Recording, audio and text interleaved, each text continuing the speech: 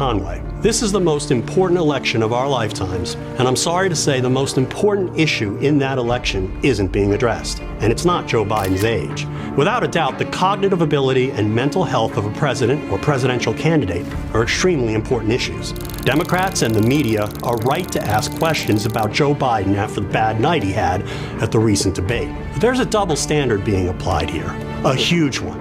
And it's not just that Donald Trump, who's himself 78, is also showing his age. We've all seen videos of Trump slurring words. An anomalous, really an anomalous. And then they announced there was nobody's no. A beautiful criminal United States. And rambling nonsensically about sharks and electrocution. You know what I'd do if there was a shark or you get electrocuted? I'll take electrocution every single time. Hannibal Lecter. The late, great Hannibal Lecter.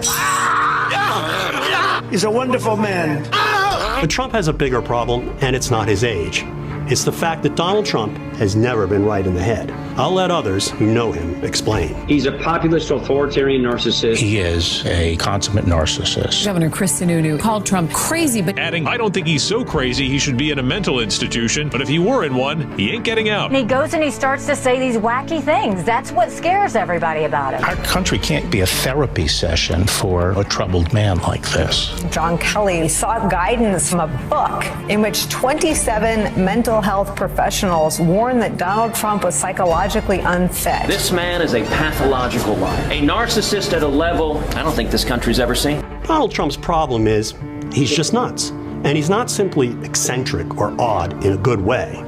He's unwell, mentally unwell, in a dangerous way. He is indeed a pathological narcissist on a level we have never before seen. He's a malignant narcissist who is also a sociopath or psychopath. What these terms mean is that Trump is a man who cares about nothing but himself. Not you, not the country, not the laws and constitution that a president swears to faithfully execute. And it also means that Trump is a pathological liar and that he lacks any moral conscience or capacity for remorse. These are the psychological characteristics of dangerous cult leaders and dictators. They shouldn't be the traits of an American president. Now, you haven't heard any of this discussed very much in the media. And that's because too many people are afraid of talking about mental health issues, particularly Donald Trump's. Here's an example. This is a book, a memoir, written by a fine and accomplished journalist who was for many years executive editor of the Washington Post. In it, he explains how in 2019 he was urged to have the newspaper tackle head-on the issue of whether Trump was mentally ill. And he explained that this was the final taboo in covering presidents. In the end, he, along with a lot of others in the media, decided not to break that taboo. And the public remains uninformed. And not only that, the failure to treat Trump's behavior as pathological has led the media and the country, perversely, to treat his behavior as normal. And that's a big reason why we're seeing the double standard that's being applied to the candidates today. And that's the problem we're here to address.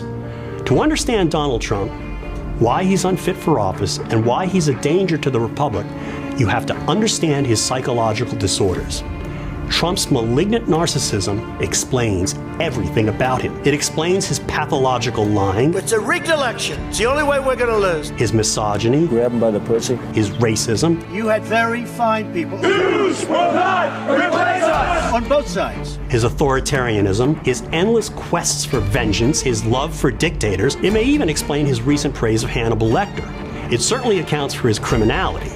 4 indictments on 88 counts in 4 courts, and a conviction in one of those courts on 34 counts. 34. Imagine that, a former president. All of this is why I'm pleased to announce the formation of the Anti-Psychopath Political Action Committee, or Anti-Psycho PAC for short. I'm putting my own money behind this PAC. $343,434.34 to be exact, and we'll be raising a lot more. We're going to use those resources to educate the American public about Trump's psychological unfitness for office. With the help of mental health professionals, we're going to explain how his condition poses a grave danger to our country. And we're going to encourage the media to start talking about what it should have been talking about years ago. We're also going to highlight examples of Trump's psychologically aberrant behavior as they happen, which might very well get under his skin enough to help illustrate the very points we're making. So although this is a very serious subject, we may actually have a little fun along the way. We hope you join us. Join us in learning about the dangers of Donald Trump's derangement. Join us in spreading the word. Join us by contributing, to pick a number, $34, or less if you like, or more if you can. Join us and spread the word.